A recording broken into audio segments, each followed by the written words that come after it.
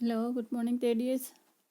ഇന്നലെ നമ്മൾ സൈക്കാട്രിയിലെ disease conditions ഒക്കെ പഠിക്കാൻ തുടങ്ങിയായിരുന്നു. അതിനകത്ത് നമ്മൾ ഇന്നലെ സ്റ്റാർട്ട് ചെയ്തത് സൈക്കോട്ടിക് കണ്ടീഷൻസ് ആണ്. ഓക്കെ, ഓർമ്മയുണ്ടാവുമെന്ന് വിശ്വസിക്കുന്നു. അതായത് നമ്മൾ സൈക്കോസിസിനെ പറ്റി ജനറലായിട്ട് കുറേ കാര്യങ്ങളൊക്കെ പഠിച്ചു. ജനറൽ ക്യാരക്ടറിസ്റ്റിക്സ്, അതിൻ്റെ ജനറൽ ക്ലിനിക്കൽ ഫീച്ചേഴ്സ്, ഇങ്ങനെയുള്ള കുറേ കാര്യങ്ങളൊക്കെ നമ്മൾ പഠിച്ചു. അതിനകത്ത് ഡിഫറെൻറ്റ് ടൈപ്സ് ഓഫ് സൈക്കോട്ടിക് കണ്ടീഷൻസും പഠിച്ചു. ഒരു ഓർമ്മയുണ്ടാകുമല്ലോ, ഒരു 8-9 എണ്ണം നമ്മൾ ലിസ്റ്റ് ഡൗൺ ചെയ്തായിരുന്നു. ഷിസോഫ്രനിയയിൽ തുടങ്ങി, ഷിസോഫ്രനിയയിൽ തുടങ്ങി ഏതാണ്ടൊരു 8-9 എണ്ണം. അതായത് നമ്മൾ ഷിസോഫക്റ്റീവ് ഡിസോർഡർ അങ്ങനെ തുടങ്ങി നമ്മൾ ഏതാണ്ട് ഒരു 9 എണ്ണം പഠിച്ച് പാരാഫ്രീനിയ വരെ ഇന്നലെ പഠിച്ചായിരുന്നു അല്ലേ. അപ്പോൾ ഇതെല്ലാം different types of psychotic conditions ആണ്. അതിനകത്ത് നമ്മൾ ലിസ്റ്റ് ഡൗൺ ചെയ്തതിൽ ആദ്യത്തെ ഫസ്റ്റായിട്ട് എഴുതിയേക്കുന്നതാണ് ഷിസോഫ്രനിയ അല്ലേ. ഷിസോഫ്രനിയ എന്ന് പറഞ്ഞാൽ മാനസിക രോഗങ്ങളിൽ അല്ലെങ്കിൽ സൈക്കോട്ടിക് കണ്ടീഷൻസിൽ ഏറ്റവും പോപ്പുലറായിട്ടും കോമണസ്റ്റ് ആയിട്ടും കാണുന്ന ഒരു കണ്ടീഷനാണ് ഷിസോഫ്രനിയ. അപ്പോൾ അതിനെപ്പറ്റി നമ്മൾ വാർഡിൽ പോകുമ്പോഴും അല്ലെങ്കിൽ നമ്മൾ തിയറി പഠിക്കുമ്പോഴും ഒക്കെ ഷിസോഫ്രനിയയെ പറ്റിയാണ് കൂടുതൽ പഠിക്കുന്നത്. അത് ഓൾമോസ്റ്റ് എല്ലാ മെജോറിറ്റി ഓഫ് ടിപ്പിക്കൽ ഫീച്ചേഴ്സും ഒക്കെ ഈ ഷിസോഫ്രനിയ എന്ന് പറയുന്ന സൈക്കോട്ടിക് കണ്ടീഷൻ കാണിക്കാറുണ്ട്. തന്നെയല്ല, നമ്മളൊരു മാനസിക രോഗ ആശുപത്രിയിൽ പോയാൽ അവിടെയുള്ള പേഷ്യൻസിലെ ഒരു നല്ല പെർസെൻറ്റേജും ഈ ഷിസോഫ്രനിക് പേഷ്യൻസ് ആയിരിക്കും. അപ്പം നമുക്ക് വേണമെങ്കിൽ പറയാം, മാനസിക രോഗങ്ങളിൽ ഏറ്റവും മുൻപിൽ നിൽക്കുന്ന ഒരു തരം മാനസിക രോഗമാണ് ഷിസോഫ്രനിയ. അപ്പോൾ അതിനെപ്പറ്റിയാണ് നമ്മളിന്ന് പഠിക്കാൻ പോകുന്നത്. ഓക്കെ, അതിനകത്ത് എന്തൊക്കെ നമ്മൾ പഠിക്കുന്നത് വെച്ചാൽ എന്താണ് ഷിസോഫ്രനിയ, അതിൻ്റെ ഡെഫിനിഷൻ, മീനിങ്, പിന്നെ അതിൻ്റെ എപ്പിഡമിയോളജി എങ്ങനെയാണ് അതിനെ ക്ലാസിഫൈ ചെയ്തേക്കുന്നത്, what are the etiological factors, then എത്ര തരം ഷിസോഫ്രനിയകളുണ്ട്, അതിൻ്റെ ക്ലിനിക്കൽ മാനിഫെസ്റ്റേഷൻസ് എങ്ങനെയൊക്കെയാണ്, പിന്നെ എന്തൊക്കെ ഇൻവെസ്റ്റിഗേഷൻ ചെയ്യാറുണ്ട്, ഡയഗ്നോസിസ് എങ്ങനെ നടത്തും, അതിൻ്റെ കോഴ്സ് ആൻഡ് പ്രോഗ്നോസിസ് എങ്ങനെയാണ്, ഇങ്ങനെയുള്ള കാര്യങ്ങളൊക്കെയാണ് നമ്മളിത് പഠിക്കുന്നത്. ഓക്കെ, നമുക്കിനി അതിൻ്റെ ജസ്റ്റ് ഒന്ന് ഹിസ്റ്ററി നോക്കിക്കഴിഞ്ഞാൽ, schizophrenia was recorded in Indian medical history nearly 3300 years ago by Charaka. അതായത് ഒരു 3300 വർഷങ്ങൾക്ക് മുമ്പ് പോലും ഇന്ത്യയിലുള്ള മെഡിക്കൽ സയൻസിൻ്റെ ഹിസ്റ്ററി പഠിച്ച് നോക്കിയാൽ അതിനകത്ത് അത് 3300 വർഷങ്ങൾക്ക് മുൻപ് പോലും ചരകൻ എന്ന് പറയുന്ന നമ്മുടെ പഴയ ഫിസിഷ്യൻ ഈ ഷിസോഫ്രനിയയെ പറ്റി നോട്ട് ചെയ്തിട്ടുണ്ട്. എന്നുവെച്ചാൽ അന്നത്തെ കാലത്ത് നമ്മൾ സുശ്രുതൻ, ചരകൻ ഇങ്ങനെയൊക്കെയുള്ളവരായിരുന്നില്ല പഴയ ഫിസിഷ്യൻസും സർജൻസും ഒക്കെ ആയിട്ട് ഉണ്ടായിരുന്നത് നമ്മൾ പഠിച്ചിട്ടുണ്ട്. ഹിസ്റ്ററി ഓഫ് മെഡിസിൻ പഠിക്കുമ്പോഴൊക്കെ നമ്മൾ കേട്ടിട്ടുണ്ട്. അതിലെ ഫിസിഷ്യനായിട്ടുള്ള ചരകൻ 3300 വർഷങ്ങൾക്ക് മുമ്പ് പോലും ഈ ഷിസോഫ്രനിയ എന്ന് പറയുന്ന മനോരോഗത്തെ പറ്റി കുറിച്ചിട്ടുണ്ടെന്നാണ് ഹിസ്റ്ററി പറയുന്നത്. അപ്പോൾ അത്ര നാളുകൾക്ക് മുമ്പ് വരെ ഇങ്ങനെ ഒരു മനോരോഗത്തെ പറ്റി ഇന്ത്യയിലെ പഴയ ഡോക്ടർമാർക്കൊക്കെ അറിവുണ്ടായിരുന്നു എന്നാണ് എൻ്റെ അർത്ഥം. ഓക്കെ, പിന്നെയാണ് ഇങ്ങോട്ട് പോയി കഴിഞ്ഞാൽ രാജ്യത്തെ പല രാജ്യങ്ങളിലുള്ള സൈക്കാട്രിസ്റ്റൊക്കെ എഫേർട്ടോടുകൂടി അവരൊത്തിരി റിസർച്ച് നടത്തിയും അതിനെപ്പറ്റി ഒത്തിരി സ്റ്റഡി ചെയ്തും ഒക്കെയാണ് ഇപ്പോഴത്തെ അവസ്ഥയിൽ ട്രീറ്റ്മെൻറ്റ് കൊടുക്കാവുന്ന ഒരവസ്ഥയിലും അതിൻ്റെ മാനേജ്മെൻറ്റിലൊക്കെ എത്തി നിൽക്കുന്നത്. അപ്പം scientific study began with Emil Kraepelin, a German psychiatrist. അതായത് എമിൽ ക്രെപ്ലിൻ എന്ന് പറയുന്ന ഒരു ജർമ്മൻ സൈക്കാട്രിസ്റ്റാണ് ഈ ഷിസോഫ്രനിയയെ പറ്റി ആദ്യമേ സയൻറ്റിഫിക് സ്റ്റഡി നടത്തിയത്. പിന്നെ ഈ ഷിസോഫ്രനിയ എന്ന് പറയുമ്പോൾ ഒരു ഡിഫിക്കൽട്ട് വേർഡാണ്, നമ്മളൊന്നും കേട്ടിട്ടില്ല, ഇതെന്താ ഇങ്ങനെ, അത് ഒരു അൺഫെമിലിയർ വേർഡ്. അപ്പം the word schizophrenia is coined by a Swiss psychiatrist Eugen Bleuler. Coined എന്നാണ് വേർഡ്, നിങ്ങൾ അതിനകത്ത് തെറ്റിയാണ് ടൈപ്പ് ചെയ്തത്. Coined by the Swiss psychiatrist Eugen Bleuler in 1908. Okay, പിന്നെ അതിനകത്ത് ഈ ഒരു വേർഡ് ഡിറൈവ് ചെയ്തേക്കുന്നത് എവിടെ നിന്നാന്ന് ചോദിച്ചു കഴിഞ്ഞാൽ ഗ്രീക്ക് വേർഡ്സിൽ നിന്നാണ്. ഷിസോ എന്നുള്ള ഒരു ഗ്രീക്ക് വേർഡ് നിന്നും ഫ്രൺ എന്നുള്ള വേറൊരു ഗ്രീക്ക് വേർഡിൽ നിന്നുമാണ് ഈ ഒരു ടേം ഉണ്ടായിരിക്കുന്നത്. സ്കിസോ എന്ന് പറഞ്ഞാൽ അതിൻ്റെ അർത്ഥം സ്പ്ലിറ്റ് എന്നും ഫേൺ എന്ന് പറഞ്ഞാൽ അതിൻ്റെ അർത്ഥം മൈൻഡ് എന്നുമാണ്. അപ്പം ഷിസോഫ്രനിയ എന്ന് പറഞ്ഞാൽ അതിന് സ്പ്ലിറ്റ് മൈൻഡ് എന്നൊരർത്ഥമുണ്ടെന്നാണ് ഈ ഡിറൈവ്ഡ് വേർഡ് നമ്മളെ ധരിപ്പിക്കുന്നത്. Okay, so we can say that the word is derived from a Greek word ഷിസോ which means split and phren which means mind. Okay, ഇതാദ്യമായിട്ട് ഈ ടേം യൂട്ടിലൈസ് ചെയ്ത് ഈ ഷിസോഫ്രീനിയ എന്ന് പറയുന്ന ടേം കോയിൻ ചെയ്ത ഒരു സ്വിസ് സൈക്കാട്രിസ്റ്റ് ആണ്. അദ്ദേഹത്തിൻ്റെ പേര് യൂജിൻ ബ്ലൂലർ എന്നായിരുന്നു. അത് 1908 ഇങ്ങനെയൊരു കോയിനിങ് ഓഫ് വേർഡ്സ് ഉണ്ടായത്, ഷിസോഫ്രീനിയ എന്നുള്ള വേർഡ് ഉണ്ടായതും. ഓക്കെ, അതാണ് എൻ്റെ ഹിസ്റ്ററി പറയുന്നത്. ഇനി എന്താണ് ഷിസോഫ്രീനിയ എന്ന് നോക്കാം. Schizophrenia is a common psychotic condition. It is a psychotic condition characterized by disturbance in thinking, emotions, volition and perception, finally leading to personality deterioration. അതായത് ഒരു വ്യക്തിയുടെ വ്യക്തിത്വത്തെ ടോട്ടലി താറുമാറാക്കുന്ന അവസ്ഥയിലെത്തുന്ന ഒരു കണ്ടീഷനാണ് ഷിസോഫ്രീനിയ എന്ന് പറഞ്ഞാൽ. അത് ഏതൊക്കെ ഫീൽഡിന്, അതൊരു വ്യക്തിയുടെ ഏതൊക്കെ ഫീൽഡിന് ഏതൊക്കെ ഫങ്ഷൻസിനെയാണെന്ന് അഫക്റ്റ് ചെയ്യുന്നതെന്ന് ചോദിച്ചു കഴിഞ്ഞാൽ, ഡിസ്റ്റർബൻസ് ഇൻ തിങ്കിങ്, അതായത് ചിന്തയിലുള്ള അബ്നോർമാലിറ്റി ഉണ്ടാകാം. ഇമോഷൻസ്, അതായത് വികാരങ്ങളിലുള്ള അബ്നോർമാലിറ്റി. വൊളീഷൻ, അതായത് എന്തെങ്കിലും ഒരു കാര്യം ചെയ്യാനുള്ള ഒരു ടെൻഡൻസി ഇല്ലായ്മ, അതിനൊക്കെയാണ് നമ്മൾ വൊളീഷൻ എന്ന് പറയുന്നത്. ആൻഡ് പെർസെപ്ഷൻ, അതായത് നമ്മുടെ ചുറ്റുപാടുകളിൽ നിന്നും പല പല സ്റ്റിമുലസ് നമ്മുടെ ഇന്ദ്രിയങ്ങളിൽ കൂടെ കയറി നമ്മുടെ ബ്രെയിനിലെത്തിയാണ് നമ്മൾ ഓരോ കാര്യങ്ങളും മനസ്സിലാക്കുന്നത്, അല്ലേ? അതിന് പെർസെപ്ഷൻ എന്നാണ് ആ മെക്കാനിസത്തിന് പറയുന്നത്. അതായത് നമ്മുടെ പഞ്ചേന്ദ്രിയങ്ങൾ, അതായത് കണ്ണ്, മൂക്ക്, ചെവി, നാക്ക്, ത്വക്ക്, ഇങ്ങനെയുള്ള പഞ്ചേന്ദ്രിയങ്ങൾ കൂടെ വെളിയിൽ നിന്ന് പലതരത്തിലുള്ള സ്റ്റിമുലസിനെ ആവാഹിച്ചെടുത്ത് നമ്മുടെ ബ്രെയിനിലേക്ക് കൊണ്ടുപോയി അങ്ങനെയാണ് നമ്മൾ ഓരോ കാര്യങ്ങളെപ്പറ്റി അറിവുണ്ടാകുന്നതും മനസ്സിലാക്കുന്നതും ഒക്കെ. അപ്പം ഈ പെർസെപ്ഷൻ എന്ന് പറയുന്ന പ്രോസസ്സിനെ പോലും ഇത് ഡിസ്റ്റർബ്ഡ് ആക്കും. അപ്പം അതുകൊണ്ടാണ് പറഞ്ഞത് schizophrenia is a common psychotic condition. This is a psychotic condition എന്ന് വെച്ചാൽ it is a major type of mental illness. സൈക്കോസിസ് എന്ന് പറയുന്നത് എപ്പോഴും മേജർ ടൈപ്പ് ഓഫ് മെൻ്റൽ ഇൽനെസ്സിനെയാണ് നമ്മൾ സൈക്കോസിസ് എന്ന് പറയുന്നത്.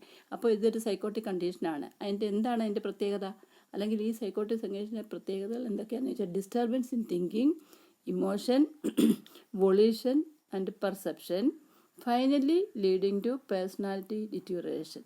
ഇപ്പം നമുക്കറിയാം, നമ്മുടെ ചിന്ത ഒത്തിരി അബ്നോർമലായി പോകുന്നു, ഫീലിംഗ് അബ്നോർമലായി പോകുന്നു, നമുക്കൊന്നും ചെയ്യാനുള്ള കഴിവില്ല, ഒരു കാര്യങ്ങളും ഇനീഷ്യേറ്റീവ് എടുത്ത് ചെയ്യാൻ കഴിയുന്നില്ല, അല്ലെങ്കിൽ നമുക്ക് ചുറ്റുപാടുകളിൽ നിന്ന് ഒരു കാര്യങ്ങളും ഇന്ദ്രിയങ്ങളിൽ കൂടെ ആവാഹിച്ചെടുത്ത് ബ്രെയിനിലേക്ക് കൊണ്ടെത്തിക്കാൻ കഴിയുന്നില്ല. ഇങ്ങനെയൊക്കെ ആകുമ്പോഴേ നമുക്ക് ഇമാജിൻ ചെയ്യാം ആ വ്യക്തി എങ്ങനെയായിത്തീരുമെന്ന്. അപ്പോൾ അതിൻ്റെ അർത്ഥം എന്ന് പറഞ്ഞാൽ ആ വ്യക്തിയുടെ പേഴ്സണാലിറ്റിയെ ടോട്ടലി അത് ഡിറ്റീരിയറേറ്റ് ചെയ്യും. ആ ഒരു കണ്ടീഷനാണ് നമ്മൾ ഷിസോഫ്രീനിയ എന്ന് പറയുന്നത്. ഓക്കെ, അപ്പോൾ ഷിസോഫ്രീനിയ എന്ന് പറയുന്ന ഡെഫിനിഷൻ പഠിക്കാൻ വലിയ പ്രയാസമൊന്നുമില്ല. ഇതൊരു സൈക്കോട്ടിക് കണ്ടീഷനാണ്, അത് നിങ്ങൾക്ക് എഴുതാം. അതിൻ്റെ പ്രത്യേകതകൾ എന്താണെന്ന് ചോദിച്ചാൽ, disturbance in thinking, disturbance in emotion, disturbance in volition and perception, and finally it leads to personality deterioration.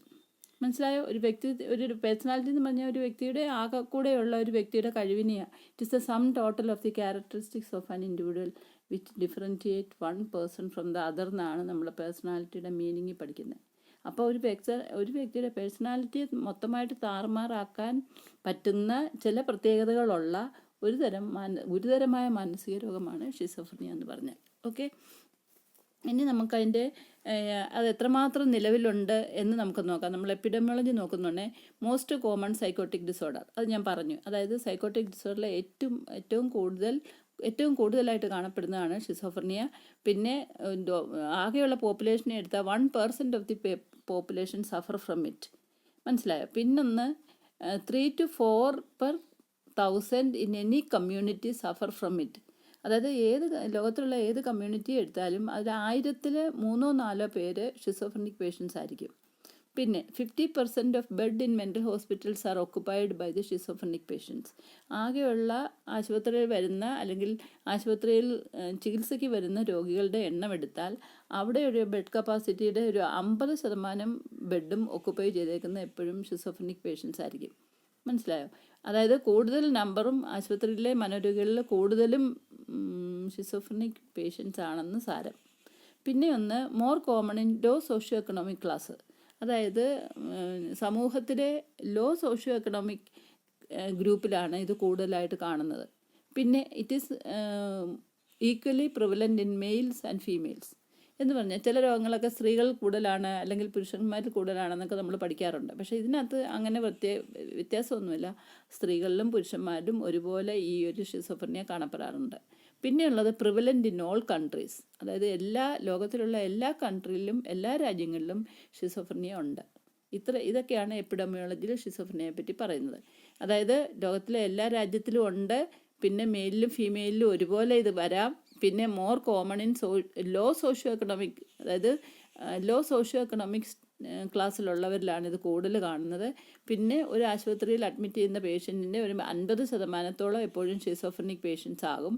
പിന്നെ ഏത് കമ്മ്യൂണിറ്റി എടുത്താലും അവിടെ 1000 പേരിൽ 3-4 പേര് ഷിസോഫ്രീനിക് പേഷ്യൻസ് ആയിരിക്കും. പിന്നെ 1% of the total population suffer from the disease and most common type of psychotic disorder is schizophrenia. ഇത്രയും കാര്യങ്ങളാണ് എപ്പിഡമിയോളജി പറഞ്ഞേക്കുന്നത്. ഓക്കെ, നമുക്ക് ഒരു ICD-10 ക്ലാസിഫിക്കേഷൻ നോക്കാം. അതായത് ഞാൻ ആദ്യം ക്ലാസിഫിക്കേഷൻ ഓഫ് മെൻ്റൽ ഇൽനെസ് പഠിപ്പിച്ചപ്പോൾ അതിനകത്ത് നമ്മളൊരു ഇൻ്റർനാഷണൽ ക്ലാസിഫിക്കേഷൻ ഓഫ് ഡിസീസ് എന്ന് പറഞ്ഞ ICD-10 ക്ലാസിഫിക്കേഷൻ പഠിച്ചിട്ടുണ്ട്. അതായത് അതിനകത്താണ് ഓരോ രോഗത്തിനും ഒരു ആൽഫബറ്റും അല്ലെങ്കിൽ ഒരു നമ്പറും ചേർത്തുള്ള ഒരു കോഡൊക്കെ കൊടുക്കുന്നത്. നിങ്ങൾ പഠിച്ചിട്ടുണ്ടാകുമല്ലോ, ആൽഫ ന്യൂമറൽ നമ്പറൊക്കെ കൊടുക്കുന്നത്. ഓരോ ഡിസീസിനും നമ്പർ കൊടുത്ത് കോഡ് ചെയ്ത് വിട്ടേക്കുന്ന ഒരു ക്ലാസിഫിക്കേഷനാണ് ICD-10 classification, which is given by the WHO. മനസ്സിലായി? അപ്പോൾ അത് വെച്ച് നോക്കുമ്പോൾ ഈ ഷിസോഫ്രീനിയയ്ക്ക് ഒരു ആൽഫ ന്യൂമറൽ നമ്പർ ഉണ്ട്. പിന്നെ അതിന് പല സബ് ക്ലാസ്സും ഉണ്ട്, പലതരമുണ്ട്. അതിനെല്ലാം ഓരോ പ്രത്യേക ആൽഫ ന്യൂമറൽ നമ്പർ കൊടുത്തിട്ടുണ്ട്. അതിനാണ് ICD-10 ക്ലാസിഫിക്കേഷൻ എന്ന് പറയുന്നത്. അത് നമുക്ക് നോക്കണം. തന്നെയല്ല, നമ്മൾ ക്ലിനിക്കിലൊക്കെ പോകുമ്പോൾ, ഹോസ്പിറ്റലിൽ ചെല്ലുമ്പം ഓരോ രോഗികളുടെയും കേസ് ഷീറ്റ് എടുത്ത് നമ്മൾ എടുക്കുമ്പോൾ അതിനകത്തെല്ലാം ഈ പറയുന്ന ആൽഫ ന്യൂമറൽ നമ്പർ കോഡ് എഴുതിയിരിക്കും. അപ്പോൾ നമ്മൾ കോഡും കൂടെ പഠിച്ചുകൊണ്ട് പോകണം. ചിലപ്പോൾ ഒരു ഡയഗ്നോസിസിൻ്റെ കൂടെ കോഡ് മാത്രമേ എഴുതിയിട്ടുണ്ടെങ്കിൽ ഈ കോഡ് കാണിക്കുന്ന ഏത് രോഗമാണെന്ന് അറിയാൻ നമുക്ക് കഴിയണം. അതുകൊണ്ട് ഈ പറയുന്ന ആൽഫ ന്യൂമറൽ നമ്പർ ഓരോ ഡിസീസിനും ഉള്ളത് കോഡ് എന്തൊക്കെയാണെന്ന് പഠിച്ചുകൊണ്ട് പോകണം. അല്ലെങ്കിൽ നിങ്ങൾക്ക് അവിടെ ചെല്ലുമ്പോൾ ഒന്നും മനസ്സിലാകത്തില്ല. ഓക്കെ, അപ്പോൾ നമുക്കിവിടെ നോക്കാം ICD-10 ക്ലാസിഫിക്കേഷൻ ഷിസോഫ്രീനിയയുടെ എങ്ങനെയാണെന്ന് നോക്കാം. So ICD-10 classifies schizophrenia in the alpha numeral number as follows. എങ്ങനെയൊക്കെയാണെന്ന് ചോദിച്ചാൽ, അതായത് F എന്ന് പറയുന്ന ഒരു ആൽഫബറ്റാണ് എപ്പോഴും ഷിസോഫ്രീനിയയെ ഡിനോട്ട് ചെയ്യാൻ വേണ്ടി കൊടുക്കുന്നത്. പിന്നെ 20 എന്ന് പറയുന്ന നമ്പറും, ഈ Fഉം 20യും ചേർന്നുള്ള നമ്പറായിരിക്കും എപ്പോഴും ഷിസോഫ്രീനിയയുടെ ICD ക്ലാസിഫിക്കേഷനിൽ കാണുന്ന ആൽഫ ന്യൂമറൽ നമ്പർ. മനസ്സിലായല്ലോ? അപ്പോൾ അങ്ങനെ വരുന്നോണ്ടേ F20 to 29 ആണ് ഷിസോഫ്രീനിയ, ഷിസോറ്റിപ്പൽ ഡിസോർഡർ, ഡെലൂഷണൽ ഡിസോർഡർ. ഇതിനെല്ലാം കൂടെ കൊടുത്തേക്കുന്ന ആൽഫ ന്യൂമറൽ നമ്പറാണ് F20 to 29. F20 to 20, F എന്ന് പറയുന്ന ആൽഫബറ്റും 20 to 29 എന്ന് പറയുന്ന F എന്ന് പറയുന്ന ആൽഫബറ്റിനോട് ചേർന്ന് 20 തൊട്ട് 29 വരെയുള്ള നമ്പറും എവിടെ ചേർത്തെഴുതിയിരിക്കുന്ന എവിടെയെങ്കിലും കണ്ടാൽ നിങ്ങൾ മനസ്സിലാക്കണം അത് ഷിസോഫ്രീനിയയിൽ പെടുന്ന ഏതെങ്കിലും രോഗങ്ങളാണെന്ന്. മനസ്സിലായോ? ഈ ആൽഫ ന്യൂമറൽ നമ്പർ എന്ന് പറഞ്ഞാൽ it is a code given to each different type of mental disease by WHO. അപ്പോൾ WHO ആണ് ഈ പറയുന്ന ആൽഫ ന്യൂമറൽ നമ്പർ ചേർത്ത് ICD-10 ക്ലാസിഫിക്കേഷൻ നടത്തിയേക്കുന്നത്. അതെന്തിനാണ് അങ്ങനെ ചെയ്തേക്കുന്നത്? പല രോഗങ്ങൾ നമ്മൾ കാണും, പല രോഗികളെയും കാണും. അവരൊക്കെ ഏത് തരം രോഗമുള്ളവരാണെന്ന് മനസ്സിലാക്കാനും അല്ലെങ്കിൽ അവരുടെ പ്രത്യേകതകൾ എന്തൊക്കെയാണെന്ന് കണ്ടുപിടിക്കണമെങ്കിൽ ആ രോഗത്തെപ്പറ്റി നമ്മൾ അറിയണം. ആ രോഗം അറിയണമെങ്കിൽ അത് ഏത് തരം രോഗമാണെന്ന് നമുക്ക് മനസ്സിലാക്കണം. അതായത് ന്യൂറോസിസ് ആണോ, സൈക്കോസിസ് ആണോ, പേഴ്സണാലിറ്റി ഡിസോർഡർ ആണോ, അതോ മദ്യം ഉപയോഗിക്കുന്ന രോഗമാണോ, ഇങ്ങനെയൊക്കെ കണ്ടുപിടിച്ച് ഇങ്ങനെ കാറ്റഗറൈസ് ചെയ്താൽ പഠിക്കാൻ എളുപ്പമാണ്. ഇപ്പോൾ തന്നെ നമ്മൾ മെഡിക്കൽ സയൻസ് എടുത്ത് അല്ലെങ്കിൽ നമ്മൾ മെഡിക്കൽ സർജിക്കൽ എടുത്താൽ നിങ്ങൾ ഡിസീസ് കണ്ടീഷൻ പഠിക്കുമ്പോൾ diseases of the respiratory system, disease of the cardiovascular system, diseases of the endocrine system, ഇങ്ങനെ ഡിവൈഡ് ചെയ്തില്ലേ പഠിക്കുന്നത്. അങ്ങനെ പഠിക്കുന്നുണ്ടെങ്കിൽ നമുക്ക് പഠിക്കാൻ എളുപ്പമുണ്ട്, കാര്യങ്ങൾ മനസ്സിലാക്കാൻ എളുപ്പമുണ്ട്. സിസ്റ്റം വൈസ് പഠിക്കും. അതുപോലെ തന്നെ മനസ്സിന് അങ്ങനെ ഡിഫറെൻറ്റ് സിസ്റ്റം ഒന്നും ഇല്ലല്ലോ.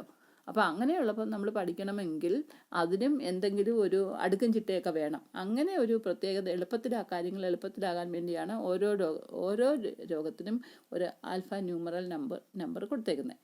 അപ്പം ഷിസോഫ്രീനിയ എന്ന് പറയുന്ന രോഗം ഒരു സൈക്കോട്ടിക് വെറൈറ്റിയിൽ പെട്ടതാണ്. ആ സൈക്കോട്ടിക് വെറൈറ്റിയിൽപ്പെട്ട ഷിസോഫ്രീനിയയും അതിൻ്റെ സബ് ക്ലാസും അതുമായിട്ട് റിലേറ്റ് ചെയ്ത ഒരു ഗ്രൂപ്പ് ഓഫ് ഡിസീസ് ഉണ്ട്. ആ ഗ്രൂപ്പിനെല്ലാം കൂടെ ഒന്നിച്ചു കൊടുത്തേക്കുന്ന ആൽഫ ന്യൂമറൽ നമ്പറാണ് F20 to F29. മനസ്സിലായല്ലോ? അപ്പോൾ F20 to F29 എന്ന് പറഞ്ഞ് എവിടെയെങ്കിലും ഒരു നമ്പർ കണ്ടാൽ അപ്പോഴേ നിങ്ങൾ മനസ്സിലാക്കണം ഇത് ഷിസോഫ്രീനിയയും അതുമായിട്ട് റിലേറ്റ് ചെയ്ത ഡിസീസാണ് എന്ന് മനസ്സിലാക്കണം. മനസ്സിലായി? അപ്പോൾ ഇനി നമുക്ക് നോക്കാം. F20-29 denotes schizophrenia, schizotypal disorders and delusional disorders.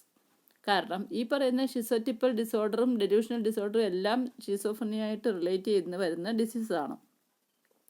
അപ്പോൾ അതിന് കോമൺ ആയിട്ട് കൊടുത്തേക്കുന്നതാണ് F20-29. ഇനി നമ്മൾ ഓരോന്നോരോന്ന് നോക്കാം. ഓരോന്നിനും ഓരോ കോഡും ആൽഫാന്യൂമറൽ നമ്പർ ഉണ്ട്. ഷിസോഫ്രനിയയുടെ നോക്കാം. ഷിസോഫ്രനിയയ്ക്ക് F20 എന്നാണ് പറയുന്നത്. F20 അതാണ് അതിൻ്റെ കോഡ് നമ്പർ, F20. പിന്നെ അതിൻ്റെ സബ് ക്ലാസ് ഒത്തിരി ഉണ്ട്. അതായത് ഷിസോഫ്രനിയ എന്ന് പറയുന്ന രോഗത്തിന് പല ക്ലിനിക്കൽ സബ് ടൈപ്സും ഉണ്ട്. അതിന് പല പല പേരുകളിലാണ് അത് അറിയപ്പെടുന്നത്. ആ ഓരോ ഡിസീസിനും ഓരോ ആൽഫാന്യൂമറൽ നമ്പറുണ്ട്. അതിനകത്ത് F20.0 എന്ന് പറയുന്നത് പാരനോയിഡ് ഷിസോഫ്രനിയാണ്. മനസ്സിലായോ? പാരനോയിഡ് ഷിസോഫ്രനിയ എന്ന് പറയുന്നത് അത് ഡിസീസ് ഒരു ക്ലിനിക്കൽ സബ് ടൈപ്പ് ഓഫ് ഷിസോഫ്രനിയാണ്.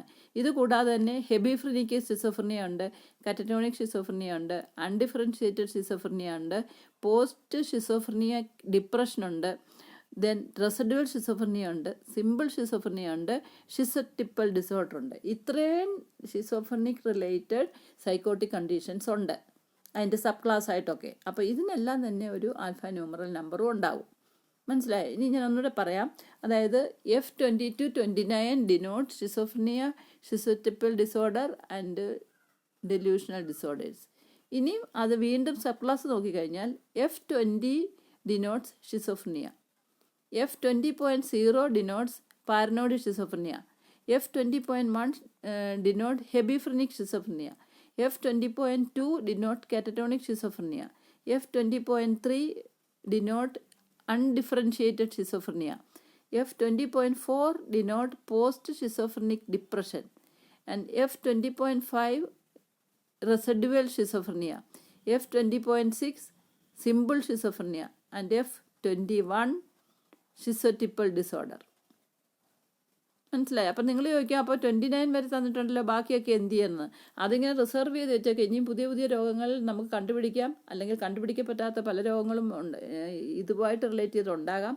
അന്നേരം ആ ഡിസീസ് കണ്ടുപിടിക്കുമ്പോൾ അവർ ഈ പുതിയ പുതിയ നമ്പർ ഈ ഒരു കാറ്റഗറിയിൽ നിന്ന് കൊടുക്കും. അപ്പോൾ ഇപ്പോഴേ തന്നെ അതിനെ റിസർവ് ചെയ്തേക്കുവാണെന്ന് നമുക്ക് മനസ്സിലാക്കാം. അതാണ് ICD-10 ക്ലാസിഫിക്കേഷൻ ഓഫ് ഷിസോഫ്രനിയ. മനസ്സിലായല്ലോ? ഇനി അടുത്ത് നമുക്ക് ഇതിൻ്റെ ഇറ്റിയോളജി നോക്കാം. ഇറ്റിയോളജി ഞാൻ കോസസ് എന്താണ്, ഷിസോഫ്രനിയയുടെ കോസസ് എന്താണെന്ന് ചോദിച്ചാൽ എക്സാക്ട് കോസ് ഈസ് അൺനോൺ. എന്ന് വെച്ചാൽ നമ്മൾ കഴിഞ്ഞ ദിവസം സൈക്കോട്ടിക് കണ്ടീഷൻ പഠിച്ചു, സൈക്കോസിൻ്റെയൊക്കെ എക്സാക്ട് കോസ് അറിയത്തില്ല.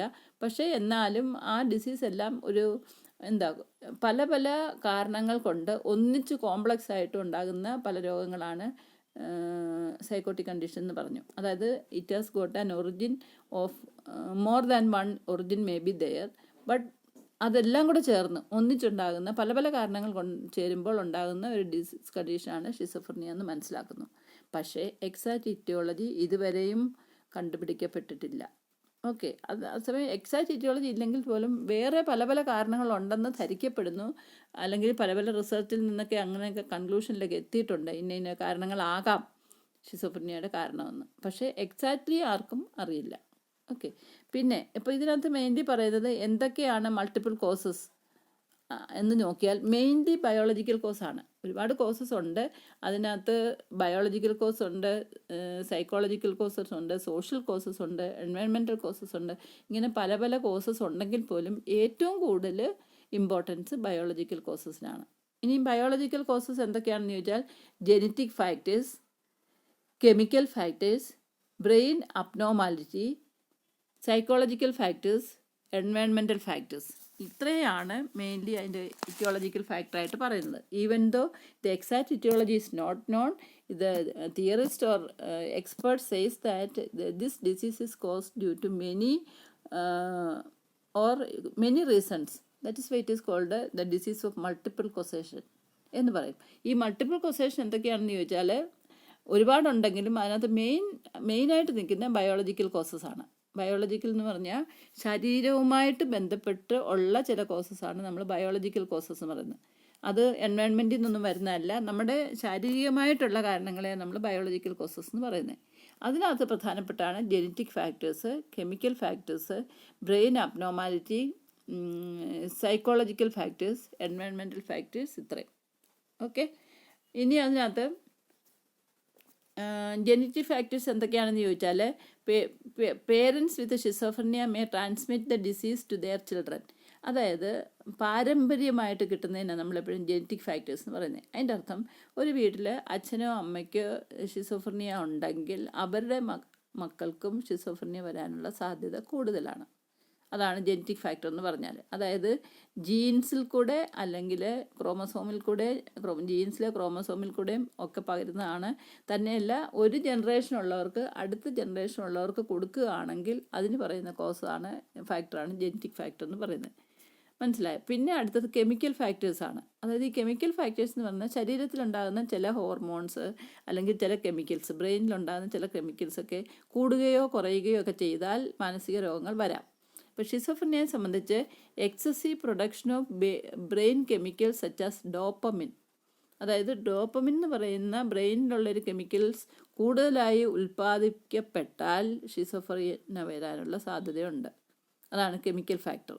ഓക്കെ, അതും ബോഡിയിൽ തന്നെ സംഭവിക്കുന്നതല്ലേ, അതുകൊണ്ടാണ് അതിന് ബയോളജിക്കൽ കോസസ് പറയുന്നത്. പല ബയോളജിക്കൽ കോസ് ഉള്ളതിൽ ഒന്നാണ് ജനറ്റിക് കോസ്, സെക്കൻഡ് വൺ ആണ് chemical causes. Then third one brain abnormality, അതായത് ബ്രെയിനിൻ്റെ സ്ട്രക്ചറിലുള്ള ചില അബ്നോർമാലിറ്റി ഒക്കെ ഷിസോഫ്രീനിയയ്ക്ക് കാരണമാകാം. അതായത് അതിന് ന്യൂറോ അനാറ്റമിക്കൽ അബ്നോർമാലിറ്റി, അതായത് നെർവസ് സിസ്റ്റത്തിലുള്ള സ്ട്രക്ചറിലുള്ള ചില അബ്നോർമാലിറ്റീസ്. അതിനകത്ത് മെയിൻലി പറയുന്നതാണ് enlargement of the ventricles of the brain, then brain with less tissue and CSF, then diminished glucose metabolism in the frontal areas of brain, then prenatal brain damage, പിന്നെ abnormal blood flow within the brain and smaller temporal and frontal lobes. ഇങ്ങനെയുള്ള ചില anatomical അബ്നോർമാലിറ്റിയൊക്കെ schizophrenia ഉണ്ടാക്കാം. അതാണ് brain abnormality എന്ന് പറഞ്ഞാൽ. അപ്പോൾ brain abnormality എന്ന് പറയുമ്പോൾ അതിനകത്ത് മെയിൻലി ബ്രെയിനിൻ്റെ സ്ട്രക്ചറിലുള്ള ചില അബ്നോർമാലിറ്റി, പക്ഷേ അതിൻ്റെ ഫങ്ഷനിലുള്ള അബ്നോർമാലിറ്റിയും കാരണമാകാം. പക്ഷേ കൂടുതലായിട്ടും ബ്രെയിനിൻ്റെ സ്ട്രക്ചറിലുള്ള ചില അബ്നോർമാലിറ്റിയാണ്. ഈ സ്ട്രക്ചറുള്ള അബ്നോർമാലിറ്റി എന്താണെന്ന് ചോദിച്ചാൽ ഞാൻ എല്ലാം ഇതിനകത്ത് കോട്ട് ചെയ്തിട്ടില്ല, കാരണം ഇതിനകത്ത് സ്ലൈഡിനകത്ത് നമുക്ക് എല്ലാം ഇൻക്ലൂഡ് ചെയ്യാൻ പറ്റില്ല. അതുകൊണ്ട് എൻലാർജ്ഡ് വെൻട്രിക്കിൾസ് എന്ന് മാത്രമേ ഞാൻ എഴുതിയിട്ടുള്ളൂ. അതുകൂടാതെ വേറെ ചില അനാറ്റമിക്കൽ അബ്നോർമാലിറ്റി ഉണ്ട്. അതാണ് ഞാൻ പറഞ്ഞത്.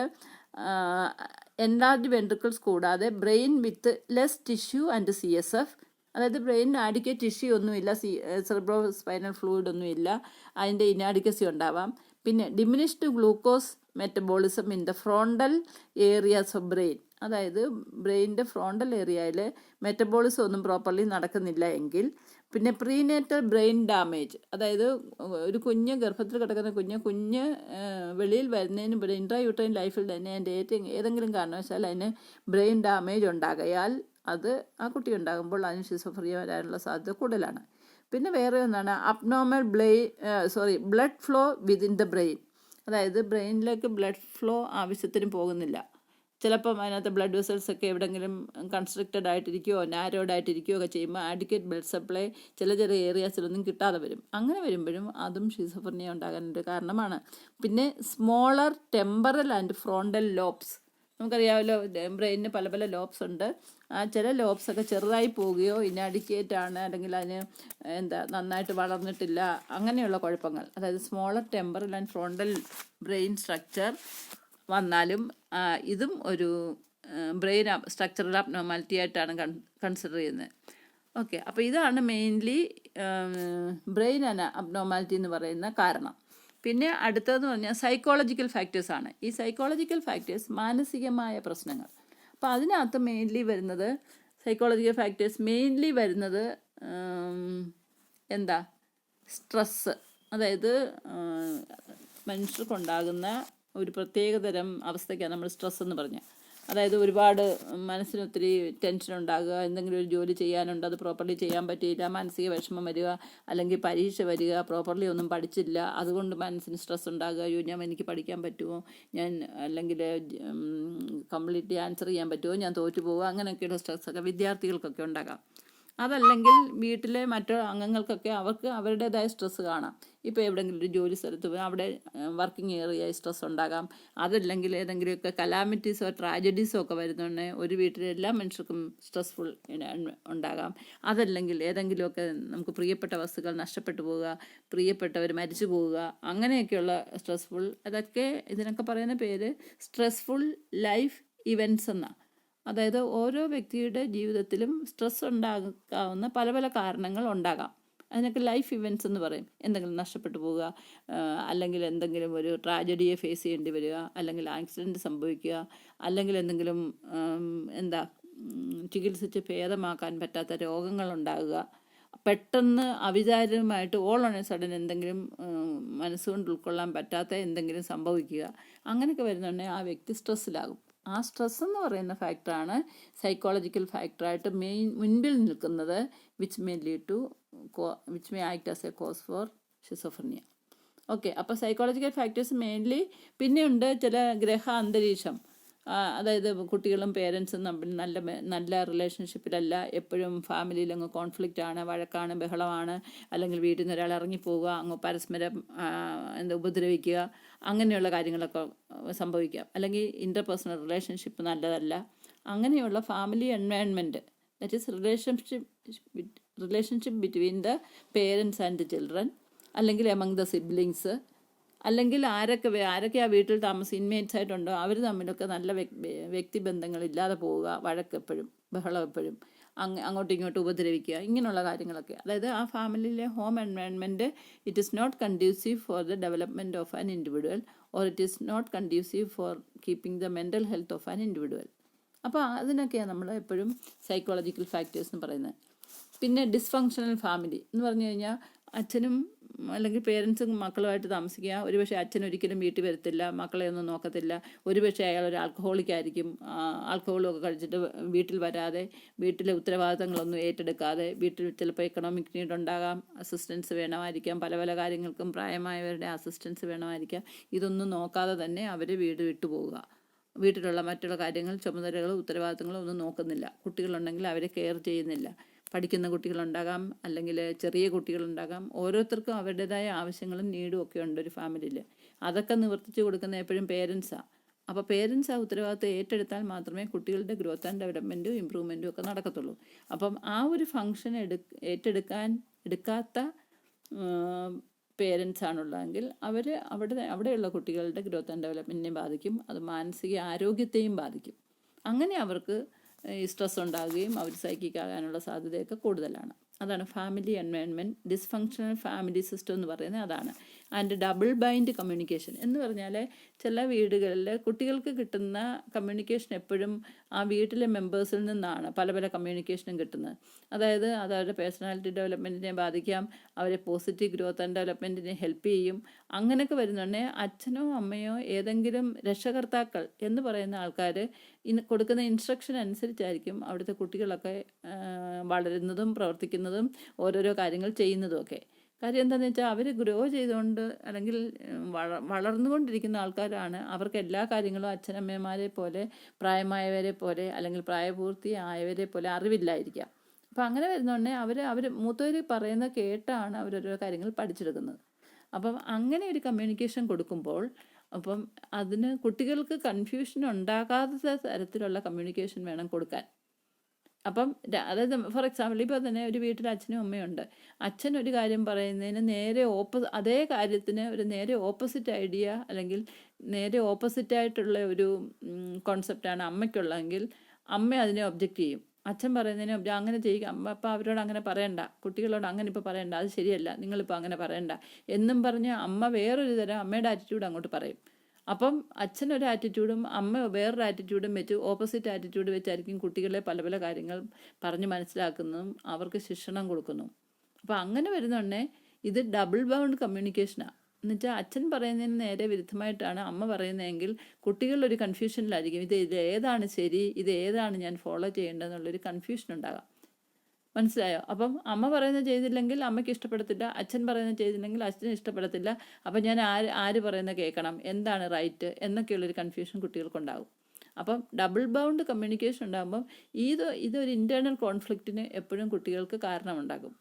മനസ്സിലായോ? അപ്പോൾ അവർ തന്നെ എപ്പോഴും അതിനെപ്പറ്റി ചിന്തിച്ചിട്ട് ഏതാ ശരി എന്നുള്ള ഒരു കാര്യം അവർക്ക് അതുകൊണ്ട് സ്ട്രെസ് ഉണ്ടായിട്ട് ഇങ്ങനെയുള്ള വ്യക്തികൾ ലേറ്റർ ലൈഫിൽ അവർക്ക് സൈക്കോട്ടിക് പ്രോബ്ലം ഉണ്ടാകാമെന്നാണ് ഈ തിയറികളൊക്കെ പറയുന്നത്. അതാണ് പറയുന്നത് double bound communication should not be there in a family where the children are growing and developing. ഇപ്പം ഒരു കാര്യത്തിൽ അച്ഛനും അമ്മയും തമ്മിൽ അഭിപ്രായ വ്യത്യാസം ഉണ്ടെങ്കിൽ അവർ തന്നെ രണ്ടും കൂടെ തീരുമാനിച്ച് ഒരു കോംപ്രമൈസിൽ എത്തിയിട്ട് വേണം ഒരു മെസ്സേജ് കുട്ടികൾക്ക് പാസ് ചെയ്യാൻ. അല്ലാതെ രണ്ടുപേരും രണ്ട് തരത്തിൽ പറഞ്ഞ് ബിഹേവ് ചെയ്യാൻ കുട്ടികളോട് ഒരു കാര്യത്തെപ്പറ്റി രണ്ട് തരത്തിൽ ആറ്റിറ്റ്യൂഡും രണ്ട് തരത്തിൽ ബിഹേവ് ചെയ്യണമെന്ന് കുട്ടികളെ കൺഫ്യൂഷനിലാക്കാൻ പാടില്ല. അതാണ് പറയുന്നത്. അങ്ങനെയുള്ള കമ്മ്യൂണിക്കേഷൻ പ്രോബ്ലമാറ്റിക് ആകാം, കുട്ടികൾക്ക് മാനസിക പ്രശ്നങ്ങൾ ഉണ്ടാക്കാം. ഓക്കെ. പിന്നെ ഇത് കൂടാതെ ഇനിയും എൻവയൺമെൻറ്റൽ ഫാക്ടേഴ്സ് എന്ന് പറഞ്ഞാൽ high stressful situations, poor social interaction, അതായത് സമൂഹത്തിൽ തന്നെ മറ്റുള്ളവരുമായിട്ട് നല്ല വ്യക്തിബന്ധങ്ങൾ പുലർത്താതിരിക്കുക, അല്ലെങ്കിൽ കൂടുതൽ സ്ട്രെസ് ഉണ്ടാകുന്ന എൻവയൺമെൻറ്റ് ഉണ്ടാകും. ഇപ്പോൾ തന്നെ നമുക്കറിയാമല്ലോ, പത്രത്തിലൊക്കെ ഒന്ന് വായിച്ചു കഴിഞ്ഞാൽ എന്തെല്ലാം കാര്യങ്ങളൊക്കെ ഇപ്പോൾ തന്നെ ആൾക്കാർ തമ്മിൽ തന്നെ ആരും തന്നെ യോജിച്ചും ഒരുമയോടും പൊരുത്തപ്പെട്ടും ഒക്കെ പോകുന്ന ആൾക്കാരുടെ എണ്ണം വളരെ കുറവാണ്. എപ്പോഴും ഞാൻ എന്നുള്ള ചിന്ത, സ്വന്തം വ്യക്തിത്വം, അല്ലെങ്കിൽ എൻ്റെ കാര്യമെല്ലാം ശരിക്കും നടക്കണം, മറ്റുള്ളവർക്ക് എന്തോ പ്രശ്നങ്ങളുണ്ടായാലും അവരെ ഏത് ദ്രോഹം ചെയ്താലും എൻ്റെ കാര്യം ശരിക്കും നടക്കണം എന്നൊക്കെയുള്ളൊരു കണ്ടീഷനൊക്കെയാണ് നടക്കുന്നത്. ഇപ്പോൾ തന്നെ കഴിഞ്ഞ ദിവസം നമ്മൾ കണ്ടില്ലേ, ഇന്നലെ നെടുമങ്ങാട് വെച്ച് 2 കുട്ടികളുടെ അച്ഛനും അമ്മയും പെട്രോൾ ഒഴിച്ച് കത്തിപ്പോയി, അല്ലേ, മരിച്ചുപോയി. അതൊക്കെയെന്ന് പറഞ്ഞു കഴിഞ്ഞാൽ അത് വേറെ ഒത്തിരി ഫാക്ടേഴ്സ് അതിൻ്റെ പുറകിലുണ്ട്. പക്ഷേ അതൊക്കെയെന്ന് വെച്ചാൽ പരിഹരിക്കപ്പെടാമായിരുന്ന കാര്യങ്ങളാണ്.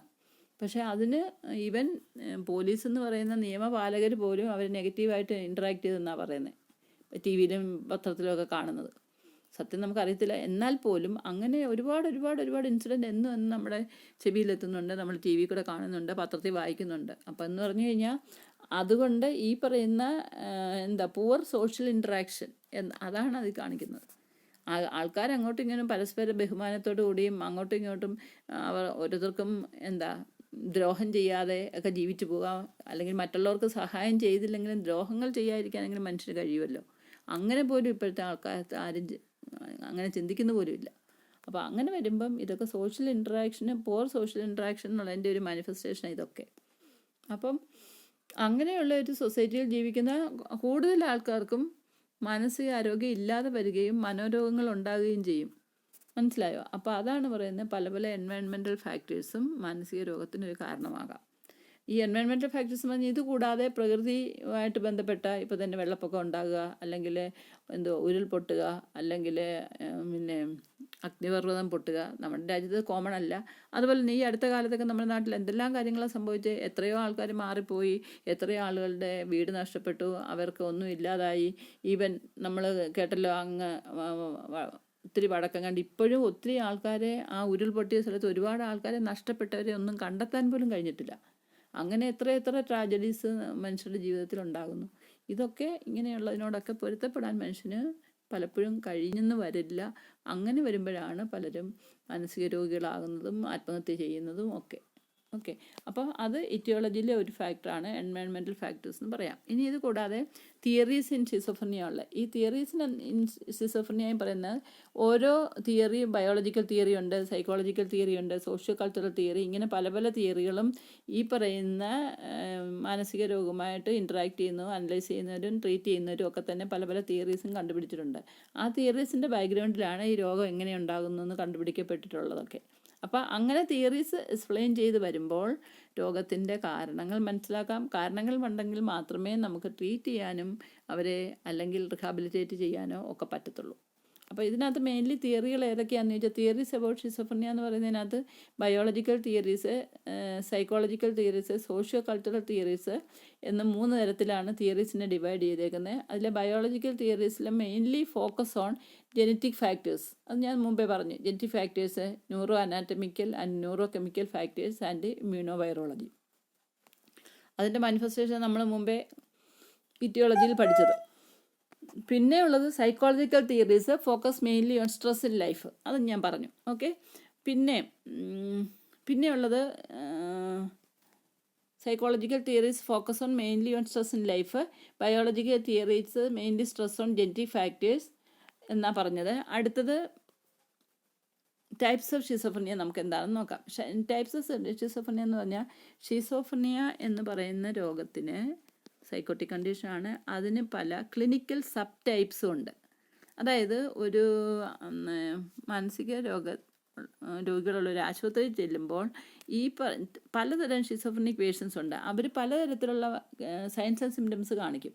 അപ്പോൾ ഈ സൈൻസ് ആൻഡ് സിംറ്റംസിൻ്റെ ബേസിസിലാണ് ഈ പറയുന്ന ക്ലിനിക്കൽ സബ് ടൈപ്സ് ഉണ്ടായിരിക്കുന്നത്. അല്ലെങ്കിൽ ഷിസോഫ്രനിയയെ സയൻസ് ആൻഡ് സിംറ്റംസിൻ്റെ ബേസിസിൽ പല ക്ലിനിക്കൽ സബ് ടൈപ്സ് ആയിട്ട് ഡിവൈഡ് ചെയ്തിട്ടുണ്ട്. അത് അവർ കാണിക്കുന്ന സിംറ്റംസിനെ അനുസൃതമായിട്ടാണ്. ഓക്കെ, അപ്പോൾ ഇതിനകത്ത് മെയിൻലി ഏതൊക്കെയാണെന്ന് വെച്ചാൽ പാരനോയിഡ് ഷിസോഫ്രനിയ, ഡിസ്ഓർഗനൈസ്ഡ് ഷിസോഫ്രനിയ, അതിന് പറയുന്ന വേറൊരു പേരാണ് ഹെബിഫ്രനിക് ഷിസോഫ്രനിയ.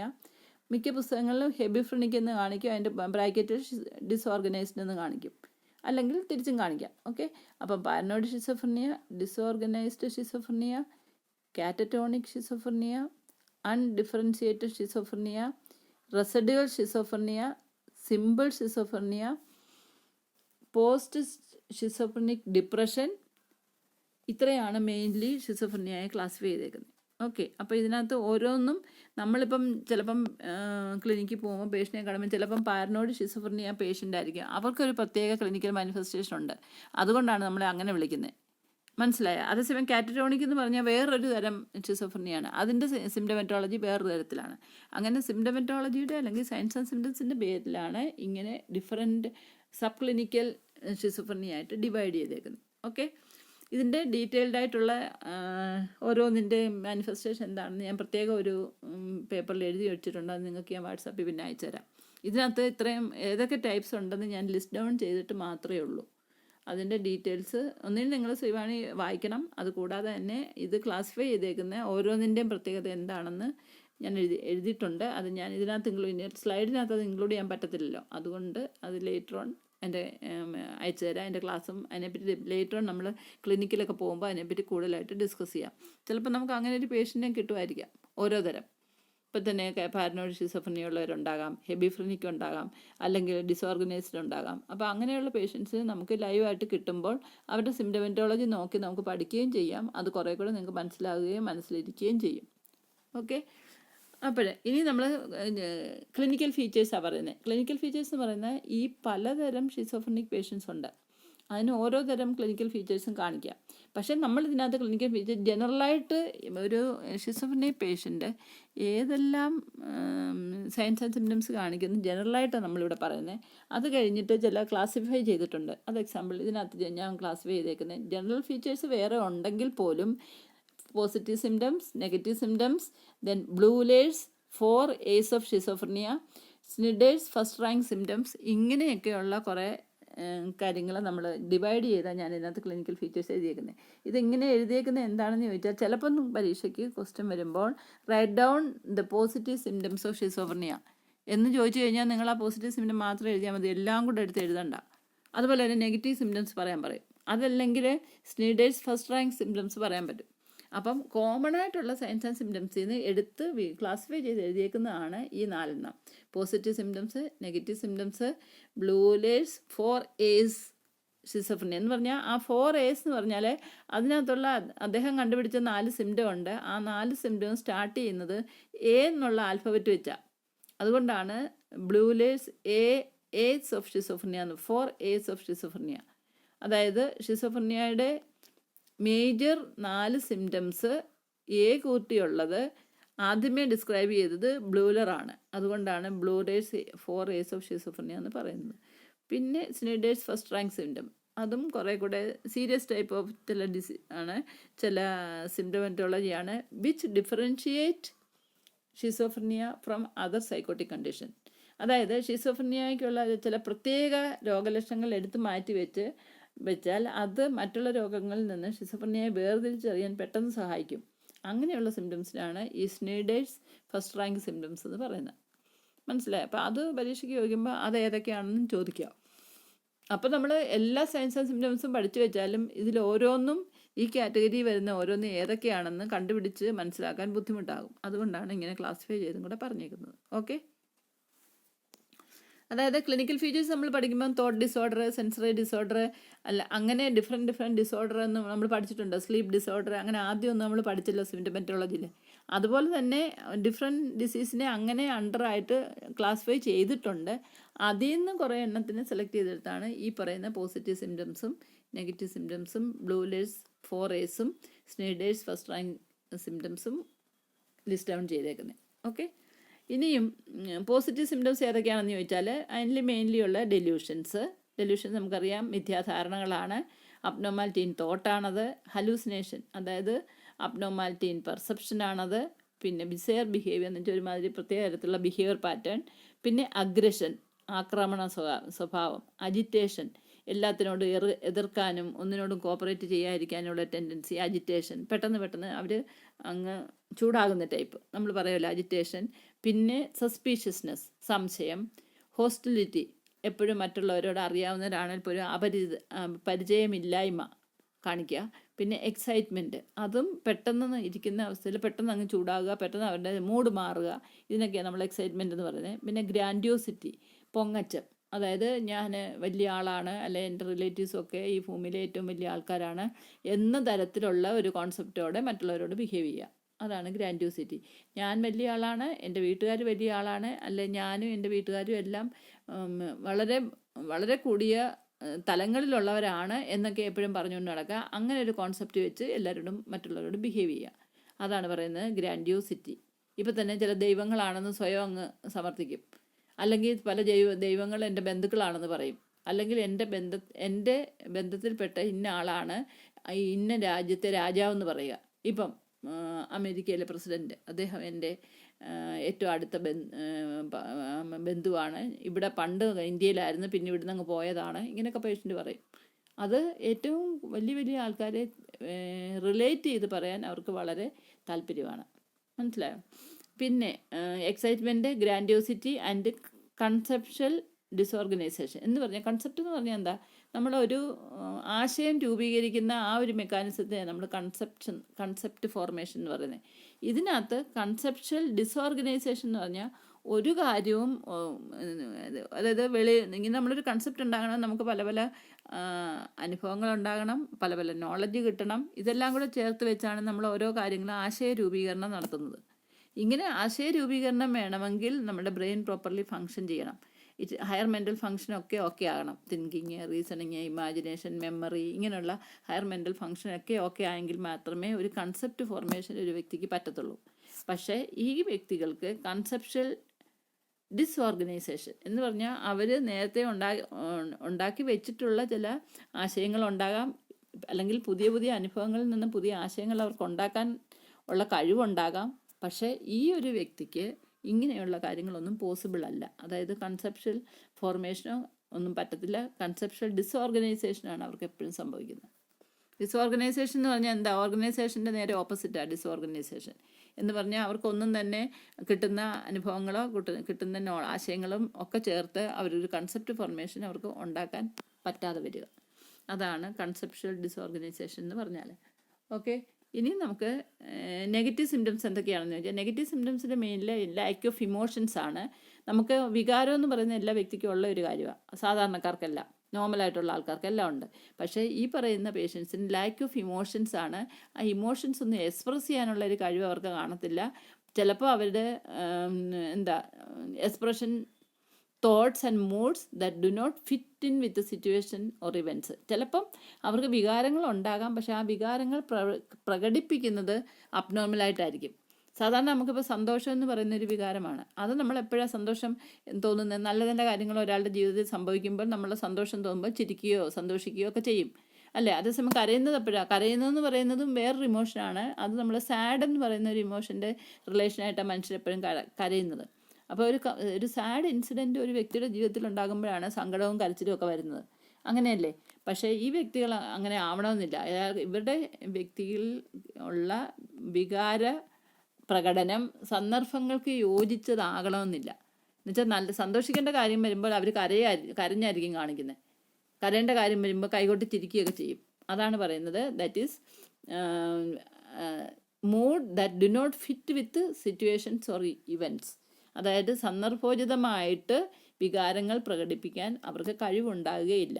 ചിലപ്പോൾ അവർക്ക് വികാരങ്ങൾ കാണത്തില്ല, ഉണ്ടെങ്കിൽ പോലും അത് സന്ദർഭോചിതമായിട്ട് കാണിക്കാൻ അവർക്ക് പറ്റത്തില്ല. അതാണ് ഒരു നെഗറ്റീവ് സിംറ്റം.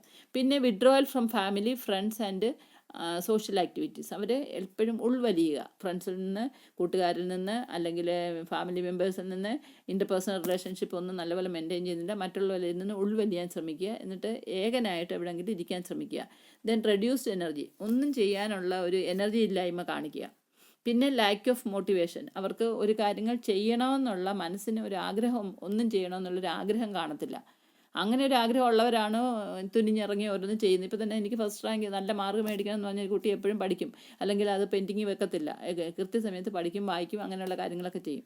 അതുപോലെ തന്നെ ഒരു ജോലി സത്യസന്ധമായി ചെയ്യണമെന്ന് ഉദ്ദേശമുള്ള ഒരാൾ സമയത്തിന് ഓഫീസിൽ പോകും, അവിടെ എല്ലാ കാര്യങ്ങളും ചെയ്യേണ്ട പോലെ ചെയ്യും, ജോലിയൊന്നും പെൻഡിങ് വെക്കത്തില്ല. അറിയാം എന്തുകൊണ്ടാണ്? He has the motivation that to do his work properly, or the student has the motivation that to study well and get higher mark for the exam. അങ്ങനെയുള്ളവരാണ് ആ തരത്തിൽ ബിഹേവ് ചെയ്യുന്നത്. പക്ഷേ ഇവിടെ എന്ന് പറയുമ്പം ലാക്ക് ഓഫ് മോട്ടിവേഷനാണ്. അപ്പോൾ അങ്ങനെ വരുമ്പോൾ അവരെങ്ങനെയൊക്കെയാണ് ബിഹേവ് ചെയ്യുന്നതെന്ന് നമുക്ക് പറയേണ്ട കാര്യമില്ല. പിന്നെ loss of pleasure or interest in life, ജീവിതത്തിൽ തന്നെ ഇൻട്രസ്റ്റ് ഇല്ലായ്മ, അല്ലെങ്കിൽ അവർക്ക് സന്തോഷമില്ലായ്മ, ഇങ്ങനെയൊക്കെയുള്ള അവസ്ഥ. പിന്നെ poor hygiene and grooming habit, അതായത് വീറും വൃത്തിയില്ലാതെ നല്ലപോലെ ഒന്നും അടിച്ച് നനച്ച് കുളിച്ച് ഒന്നും വൃത്തിയായിട്ട് നടക്കാതിരിക്കുക. ചിലപ്പോൾ പല്ല് തേക്കത്തില്ല, അല്ലെങ്കിൽ ഡേർട്ടി ലിനനൊന്നും മാറത്തില്ല, അല്ലെങ്കിൽ തല ചീകത്തില്ല, അടുത്ത് വന്ന ബാഡ് സ്മെല്ലായിരിക്കും, ടോയ്ലറ്റിൽ പ്രോപ്പർലി പോകത്തില്ല. അങ്ങനെയുള്ള പല പല കാര്യങ്ങളും പേഴ്സണൽ ഹൈജീനും ഗ്രൂമിങ്ങും ഒന്നും തന്നെ അവർക്ക് താല്പര്യം കാണത്തില്ല. പിന്നെ മൂഡിനെസ് എന്ന് വെച്ചാൽ വൈകാരികമായിട്ട് ലോ ആയിട്ടുള്ള മൂഡ് കാണിക്കുക. പിന്നെ കാറ്ററ്റോണിയ എന്ന് പറഞ്ഞു കഴിഞ്ഞാൽ ചില സ്ഥലത്ത് അങ്ങിരുന്ന് കഴിഞ്ഞാൽ അവിടെ അങ്ങിരിക്കും പ്രതിമയെ പോലെ, പിന്നെ അവിടെ നിന്ന് മാറി എഴുന്നേറ്റ് നടക്കുക, വേറെ അങ്ങോട്ട് ഒന്നും ചെയ്യത്തില്ല, പുറം ലോകമായിട്ട് ഒരു ബന്ധമില്ലാത്ത പോലെ ഇങ്ങനെ പ്രതിമ ഇരിക്കുന്ന പോലെ ഒരു ബിഹേവിയർ പാറ്റേണിൽ ഇരിക്കുക. ഇതൊക്കെ നെഗറ്റീവ് സിംറ്റംസിൽ വരും. ഇനി Bleuler's four A's of schizophrenia എന്താണെന്ന് ചോദിച്ചാൽ, അതായത് ബ്ലൂലർ എന്ന് പറയുന്ന സൈക്കാട്രിസ്റ്റ് ആദ്യമേ സിംറ്റമറ്റോളജി ഷിസോഫ്രീനിയയുടെ പറഞ്ഞപ്പം ആദ്യം പറഞ്ഞ നാല് സിംറ്റംസ് ഉണ്ട്. അത് affective disturbance, autistic thinking, loosening of association, ambivalence. ഇങ്ങനെ എയിൽ സ്റ്റാർട്ട് ചെയ്യുന്ന 4 സിംറ്റമറ്റോളജിയാണ് ഈ ബ്ലൂലർ എന്ന് പറയുന്ന സൈക്കാട്രിസ്റ്റ് ആദ്യമായിട്ട് ഡിസ്ക്രൈബ് ചെയ്തത്. ഈ പറയുന്ന പ്രത്യേകതകളെയാണ്, സിംറ്റംസിനെയാണ് ബ്ലൂലേഴ്സ് 4 ഏസ് ഓഫ് ഷിസോഫ്രീനിയ എന്ന് പറയും. അത് ഏതൊക്കെയാണെന്ന് ഞാൻ പറഞ്ഞു. അതായത് 4 symptoms. First one is affective disturbance, that is inability to show appropriate emotional response. അതാണ് അഫക്റ്റീവ് ഡിസ്റ്റർബൻസ്. അഫക്റ്റ് എന്ന് പറഞ്ഞാൽ ഇമോഷൻ എന്നർത്ഥം. Affective disturbance in affect or emotion of an individual. അതാണ് ഞാൻ മുമ്പേ പറഞ്ഞത്. സന്ദർഭോചിതമായിട്ടൊന്നും കാണിക്കത്തില്ല, ചിലപ്പോൾ വികാരം കാണത്തില്ലായിരിക്കും, ഉണ്ടെങ്കിലും സന്ദർഭോചിതമായിട്ട് കാണിക്കണമെന്നില്ല. പിന്നെ ഒന്നാണ് ഓട്ടിസ്റ്റിക് തിങ്കിങ്. അതെന്ന് വെച്ചാൽ ഒരു വ്യക്തി അയാളുടേതായ ലോകത്തിൽ മാത്രം ജീവിക്കുക, കൂടുതലും അയാളെ പറ്റിയുള്ള ചിന്തയും കാര്യങ്ങളും ഒക്കെ എപ്പോഴും ഓർമ്മയുള്ളൂ. പുറം ലോകത്ത് തനിക്ക് ചുറ്റും എന്തൊക്കെയാണ് നടക്കുന്നത് എന്നുള്ളതിനെ പറ്റി അയാൾക്ക് നല്ല ബോധം കാണത്തില്ല. So autistic thinking is a thought process in which the individual is unable to relate to others or to the environment. ചുറ്റുമുള്ള ആൾക്കാരെ പറ്റിയോ എൻവയൺമെൻറ്റിനെ പറ്റി ബന്ധപ്പെടുത്താതെ തന്നെ എപ്പോഴും അയാളുടെ സ്വന്തം ലോകത്ത് ജീവിക്കുന്നതിനാണ് ഈ ഓട്ടിസ്റ്റിക് തിങ്കിങ് എന്ന് പറയുന്നത്. ഓട്ടിസം, AUTISTIC, അങ്ങനെയുള്ളൊരു ചിന്താ രീതിയാണ് ഓട്ടിസ്റ്റിക് തിങ്കിങ് എന്ന് പറയുന്നത്. അത് ഷിസോഫ്രീനിക് പേഷ്യൻസിൽ വളരെ കൂടുതലാണ്. പിന്നെ ഒന്നാണ് ലൂസനിങ് ഓഫ് അസോസിയേഷൻ. എന്നുവെച്ചാൽ അവർ സംസാരിക്കുമ്പോൾ വേണ്ട രീതിയിൽ കമ്മ്യൂണിക്കേറ്റ് ചെയ്യേണ്ട, അതായത് വാചകങ്ങളും വാക്കുകളും ഒക്കെ എടുത്ത് ഒരു മെസ്സേജ് കൺവേ ചെയ്യുന്ന പോലെ ആയിരിക്കത്തില്ല എപ്പോഴും സംസാരിക്കുന്നത്.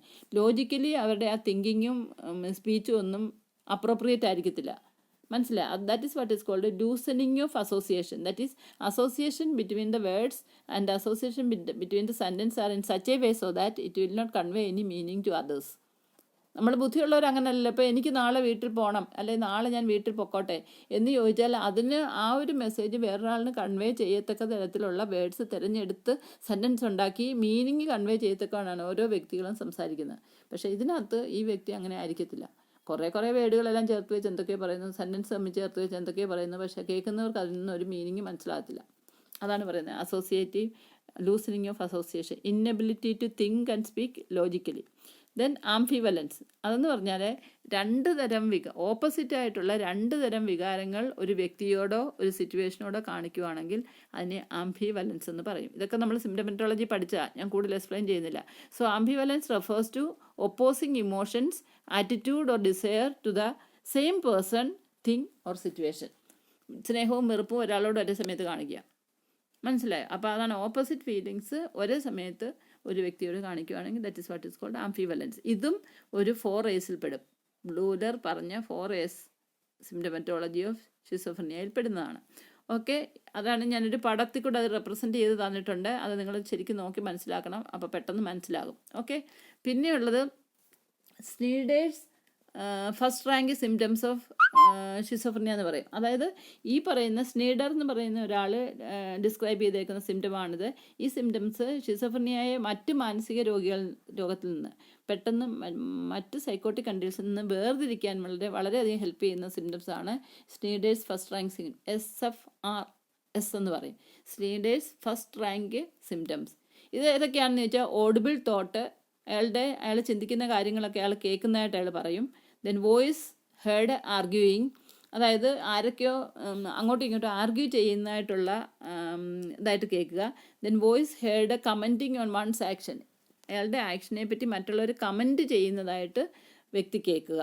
പക്ഷേ അങ്ങനെ കമൻറ്റിങ് ഒന്നും നടക്കുന്നില്ല, പക്ഷേ വ്യക്തി അത് കേൾക്കുന്നുണ്ട്. പിന്നെ voice thought withdrawal or thought insertion. Thought withdrawal എന്ന് പറഞ്ഞു കഴിഞ്ഞാൽ നമുക്കറിയാമല്ലോ, പെട്ടെന്ന് സംസാരിച്ചുകൊണ്ടിരിക്കലേ പെട്ടെന്ന് അവരുടെ തോട്ട് അങ്ങ് നിന്ന് പോകുന്നതിന് ആണ് നമ്മൾ വിഡ്രോവൽ എന്ന് പറയുന്നത്. പിന്നെ തോട്ട് ഇൻസേർഷൻ എന്ന് പറഞ്ഞാലും അത് ഒരാൾ സംസാരിച്ചുകൊണ്ടിരിക്കുമ്പോൾ അതിനകത്തേക്ക് വേറെ ചില വെളിയിൽ നിന്നുള്ള ശക്തികൾ അതിനകത്തേക്ക് ഓരോ തോട്ട് ഇൻസേർട്ട് ചെയ്യുന്നതായിട്ട് പേഷ്യന് തോന്നുക. അതാണ് തോട്ട് ഇൻസേർഷൻ എന്ന് പറഞ്ഞാൽ. ദെൻ തോട്ട് ഡിഫ്യൂഷൻ അല്ലെങ്കിൽ തോട്ട് ബ്രോഡ്കാസ്റ്റിംഗ് എന്ന് പറഞ്ഞാൽ നമ്മുടെ മനസ്സിൽ തോന്നുന്നത് വേറൊരാൾ പറയുന്നതായിട്ട് കേൾക്കുക. ഇപ്പം തന്നെ ന്യൂസിൽ ചാനലിൽ ഒരാൾ ന്യൂസ് വായിച്ചുകൊണ്ടിരിക്കുന്ന ആൾ അയാൾ എൻ്റെ കാര്യമാണ് പറയുന്നത്, എന്നെപ്പറ്റി പറയുന്നു എന്നൊക്കെ അയാൾക്ക് പറയാം. അത് തോട്ട് ബ്രോഡ്കാസ്റ്റിംഗ് വരാം. ദെൻ ഡെലൂഷണൽ പെർസെപ്ഷൻ, അതായത് മിഥ്യാധാരണകൾ പലതും പെർസെപ്ഷനായിട്ട് വരിക. That is delusional perception. അപ്പോൾ ഇത്രയാണ്. ഇനി കോമൺ സൈൻസ് ആൻഡ് സിംറ്റംസ് ഉണ്ട്. അത് നമ്മൾ സാധാരണ പഠിച്ചിട്ടുള്ളതാണ്. തോട്ട് ഡിസോർഡർ, സ്പീച്ച് ഡിസോർഡർ, അങ്ങനെയുള്ള കുറേ കാര്യങ്ങൾ അണ്ടർ ഹെഡിങ്സിലുണ്ട്. അതിനായിട്ട് തോട്ട് ആൻഡ് സ്പീച്ച് ഡിസോർഡർ വരും, ഡിസോർഡർ ഓഫ് പെർസെപ്ഷൻ വരും, അഫക്റ്റ് ഡിസോർഡർ വരും, disorder of motor behaviour, then miscellaneous features. ഇത്രയും common signs and symptoms of ഷിസോഫ്രീനിയയായി വരാം. പിന്നെ അതിനകത്ത് main thought and speech disorder ഏതൊക്കെയാണെന്ന് ചോദിച്ചാൽ autistic thinking, loosening of association, thought block, poverty of ideas and speech, neologism, echolalia, perseveration and verbigeration. ഇതെല്ലാം സിംറ്റമെറ്റോളജി ഞാൻ പഠിപ്പിച്ചതാണ്. ഇതെല്ലാം പോയി നോക്കണം എന്താണെന്ന്. പിന്നെ delusions of grandiosity, delusions of persecution, delusion of reference. പിന്നെ അത്രയാണ് തോട്ട് ആൻഡ് സ്പീച്ച് ഡിസോർഡറിൽ വരുന്നത്. പിന്നെയുള്ളത് ഡെലൂഷൻസ് ഓഫ് പെർസെപ്ഷൻ, അതായത് ഇന്ദ്രിയങ്ങളിൽ നിന്ന് വെളിയിൽ നിന്ന് സ്റ്റിമുലസിനെ പിടിച്ചെടുക്കുന്നതിന് നമ്മൾ പെർസെപ്ഷൻ എന്ന് പറയുന്നത്. അതിനകത്ത് ഈ പേഷ്യൻറ്റിൽ ഓഡിറ്ററി ഹലുസിനേഷൻ ഉണ്ടാകാം. എന്നുവെച്ചാൽ വെളിയിൽ നിന്ന് ഒരു ശബ്ദവും കേൾക്കാതെ തന്നെ പേഷ്യൻ്റ് ശബ്ദം കേട്ടെന്നും ആരോ എന്നോട് സംസാരിക്കുന്നെന്നും ഒക്കെ പറയും. അതുപോലെ ഒരു വിഷൻ കാണാൻ വേണ്ടി ഒന്നും തന്നെ നമ്മുടെ ചുറ്റും ഇല്ലെങ്കിൽ പോലും പേഷ്യൻ്റ് കാണും, പലതും ഇല്ലാത്ത കാര്യങ്ങൾ കാണുന്നതായിട്ട് പറയുക. മനസ്സിലായോ? അതന്നെ വിഷ്വൽ ഹലൂസിനേഷൻ എന്ന് പറയും. ഇത് രണ്ടുമാണ് കോമൺ. പക്ഷേ ടാക്ടൈൽ, ഗസ്റ്റേറ്ററി, ഓൾഫാക്ടറി ഹലൂസിനേഷൻ ഒക്കെ ഷിസോഫ്രീനിയ പേഷ്യൻറ്റിന് റെയറാണ്. ഏറ്റവും കൂടുതൽ കാണിക്കുന്നത് ഓഡിറ്ററി ഹലൂസിനേഷനും പിന്നെ വിഷ്വൽ ഹലൂസിനേഷനുമാണ്. ഹലൂസിനേഷനിൽ ഏറ്റവും കൂടുതലായിട്ട് ഷിസോഫ്രീനിക് പേഷ്യൻറ്റ് കാണിക്കുന്നത് ഓഡിറ്ററി ഹലൂസിനേഷനാണ്. പിന്നെ വിഷ്വലും കാണിക്കാം, പക്ഷേ മറ്റേത് മൂന്നും ഗസ്റ്റേറ്ററിയും ഓൾഫാക്ടറിയും അല്ലെങ്കിൽ ടാക്ടൈലും കുറവാണ്. അപ്പം ഈ ഡിസോർഡർ ഓഫ് പെർസെപ്ഷനും പേഷ്യൻ്റ് കാണിക്കാം. അതുകൂടാതെ ഡിസോർഡർ ഓഫ് അഫക്റ്റ് എന്ന് പറഞ്ഞാൽ ഇമോഷൻ അല്ലെങ്കിൽ വികാരം. അങ്ങനെ ഇമോഷൻസിൽ അബ്നോർമാലിറ്റിയും പേഷ്യൻ്റ് കാണിക്കാം. അതിൽ മെയിൻ ഏതൊക്കെയാണെന്ന് ചോദിച്ചാൽ അപ്പതി മീൻസ് നിർവികാരത, ഒരു ഇമോഷനും പേഷ്യൻ്റ് ഇല്ല.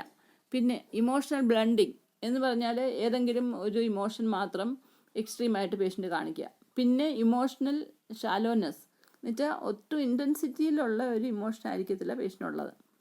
ബ്ലണ്ടിങ് എന്ന് പറയുമ്പോൾ അത് മാറി മാറി കാണിക്കുക, അങ്ങേയറ്റത്തും ഇങ്ങേയറ്റത്തും ഒക്കെ ഉള്ളതും ചിലപ്പം പേഷ്യൻ്റ് കാണിക്കാം.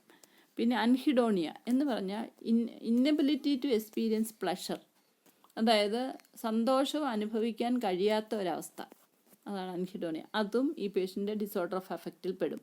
പിന്നെ ഇൻഅപ്രോപ്രിയേറ്റ് ഇമോഷണൽ റെസ്പോൺസ്, അത് മുമ്പേ പറഞ്ഞ പോലെ തന്നെ ഒരു സന്ദർഭോചിതം അല്ലാതെ ഇമോഷണൽ എക്സ്പ്രഷൻ കാണിക്കുക, അതും ഒരു ഡിസോർഡർ ഓഫ് അഫക്റ്റ് ആണ്. ഓക്കെ.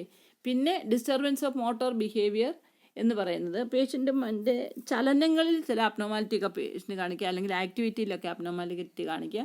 അതിൽ പ്രധാനപ്പെട്ടതാണ് decreased psychomotor activity, mannerism, stereotypes, poor self care, poor grooming etcetera.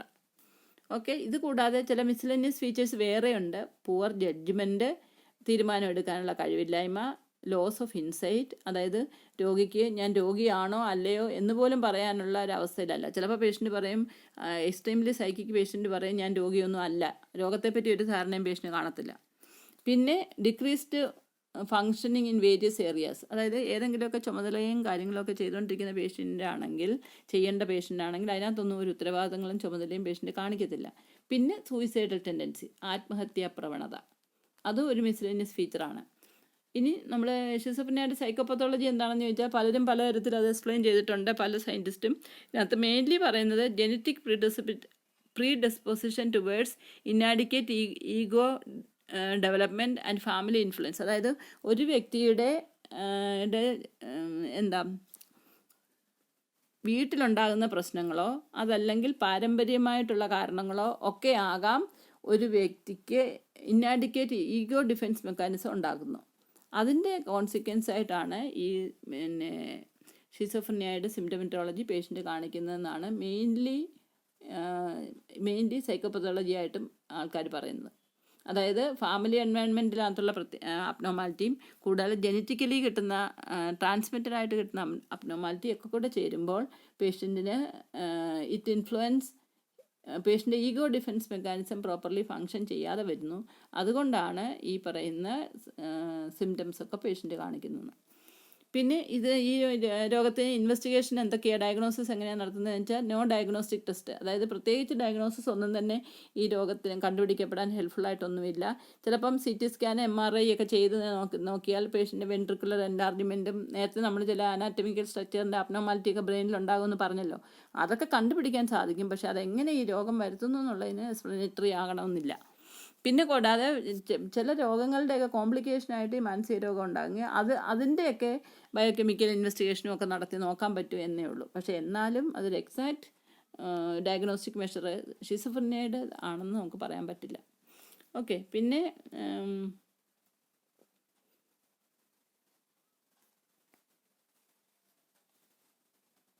ഇനിയും കോഴ്സ് ഓഫ് ഷിസോഫ്രീനിയാണ് ഇതിനകത്ത് കോസസ് എഴുതിയിരിക്കുന്നത്. കോഴ്സസ് ഓഫ് ഷിസോഫ്രീനിയ എന്ന് പറഞ്ഞാൽ it has 3 phases: prodromal phase, active phase and residual phase എന്ന് പറയും. ഇതിൽ പ്രൊഡ്രോമൽ ഫേസിലെ പേഷ്യൻ്റ് ആദ്യമേ സിംറ്റം ഒന്നും കാണിക്കത്തില്ല, പക്ഷേ സ്ലോലി ഗ്രാജുവലി അത് വന്നുകൊണ്ടിരിക്കുന്നതുകൊണ്ട് പേഷ്യൻ്റെ പേഴ്സണാലിറ്റി ബിഗിൻ ടു ഡിറ്റീരിയറേറ്റ്. പിന്നെ സെക്കൻഡാണ് ആക്റ്റീവ് ഫേസ് എന്ന് പറഞ്ഞാൽ അപ്പോൾ പേഷ്യൻ്റ് എല്ലാ സിംറ്റങ്ങളും കാണിക്കും, ആക്റ്റീവ് കേസാണ്. പിന്നെ റെസിഡ്യൂൽ ഷിസോഫ്രീനിയ എന്ന് പറഞ്ഞാൽ സിംറ്റംസ് ഒക്കെ കുറച്ച് സബ്സൈഡ് വന്നിട്ട് പേഷ്യൻ്റ് ഒരു പ്രിഡോമിനൽ സ്റ്റേജ് എന്ന തരത്തിലേക്ക് പോകും. ഓക്കെ. അതാണ് കോഴ്സ് ഓഫ് ഷിസോഫ്രീനിയ. പിന്നെ പ്രോഗ്നോസിസ് എന്ന് പറഞ്ഞാൽ ഈ രോഗം എങ്ങനെയാണ് അതായത് ചികിത്സിച്ചാൽ ഭേദമാകുമോ അതോ ഭേദമാകാതിരിക്കുകയാണോ ചെയ്യുന്നത്, എന്ത് ട്രീറ്റ്മെൻറ്റാണ് കൊടുക്കുന്നത്, അങ്ങനെയൊക്കെ നോക്കിക്കഴിയുമ്പോൾ പ്രോഗ്നോസിസിൽ പറയുന്നത് only 10 to 20% of patients were found to have good prognosis, എന്ന് വെച്ചാൽ അവർക്ക് ചികിത്സയുടെ നല്ല പ്രയോജനം കിട്ടത്തുള്ളൂ. More than 50% of patients have poor outcome with repeated hospitalization, അതായത് 50% ആൾക്കാരും എപ്പോഴും അഡ്മിറ്റ് ആകും, അവർ ക്രോണിക് ആകും. അതുകൊണ്ട് അവർക്ക് ചികിത്സ കൊണ്ട് ഒത്തിരി വലിയ ഫലങ്ങളൊന്നും കിട്ടുന്നില്ല എന്നാണ് പറയുന്നത്. അപ്പോൾ ഇത്രയാണ് നമ്മൾ ഇന്ന് ബേസിക്കായിട്ടുള്ള കാര്യങ്ങൾ മാത്രമേ ഷിസോഫ്രീനിയയുടെ ഇതിൽ പഠിച്ചുള്ളൂ. അതിനകത്ത് നിങ്ങൾ ഒന്ന് ഗോ ത്രൂ ചെയ്യുക. അതുകൊണ്ട് എന്തെങ്കിലും മനസ്സിലാകാത്തതുണ്ടെങ്കിൽ നിങ്ങൾ ചോദിക്കണം. ഓക്കെ.